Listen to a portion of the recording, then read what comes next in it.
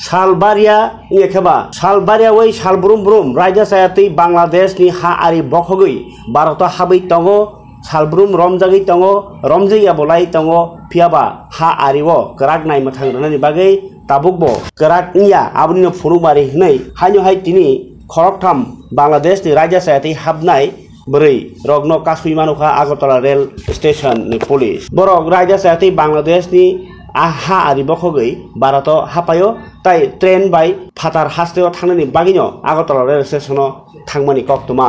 आ जरानो Agartala जिआरपि एसबि SF ताई Agartala RPF कथालाई ओ नायटुक मुङो अंखरलायो ताई बोरै अफिसार बर्न वायरवाय सोंमानि यागलोनो आगरतला नि जिआरपि थानाओ ताई आबनति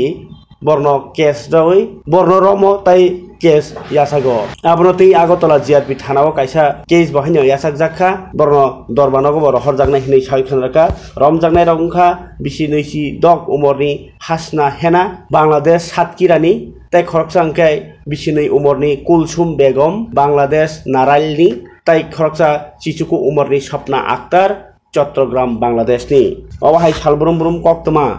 मानै तंमा बाय वाना लायजाक हास्तेनि बरक फियाबा वाना माकरै हास्ते हा आरि मरनाय रक एक्चुअली গতকালকে আমরা দুপুরবেলা আমাদের আগরতলা রেল স্টেশন থেকে তিনজন বিডি ন্যাশনালকে গ্রেপ্তার করা হয় তো তারা एक्चुअली বাংলাদেশের বাসিন্দা এবং অবৈধভাবে ভারতে প্রবেশ করে এর আগের দিন রাত্রি তারা যা বললো তো একজনের নাম জিজ্ঞেস করলো বলে হাসনা হেনা যিনি সাতক্ষীরা জেলার বাংলাদেশে এবং আরেকজন হলেন কুলসুম বেগম উনি নড়াইল জেলার বাংলাদেশ এবং স্বপ্না আক্তার উনি চট্টগ্রাম জেলার বাংলাদেশ তো তাদের কাছ থেকে আমরা বাংলাদেশি কিছু কারেন্সি এবং ইন্ডিয়ান কারেন্সি এবং তাদের কিছু ডকুমেন্টও পেয়েছি যেগুলি সিজ করা হয়েছে এবং এই সুবাদে গতকালে আমাদের আগরতলা জিআরপি থানাতে ওনাদের এগেনস্টে একটা মামলা নেওয়া হয়েছে তো মামলাতে নতুন যে আইন আছে বিএনএস অ্যাক্ট এবং আইপিপি অ্যাক্ট এবং ফরেনার অ্যাক্টও আছে তো আমরা এই অপারেশনটা জয়েন্টলি করেছি আমরা আগরতলা জিআরপিএস বিএসএফ এবং আমাদের যে আগরতলা আরপিএফ আছে সবাই মিলে আমরা এই অপারেশনটা করেছি on the basis of secret information তো আজকে আমরা ওনাদেরকে মহামান্য আদালতে প্রেরণ করছি তো আরও দেখা যাক ওনাদের ইন্টারোগেশনে বা কী বেরিয়ে আসে তো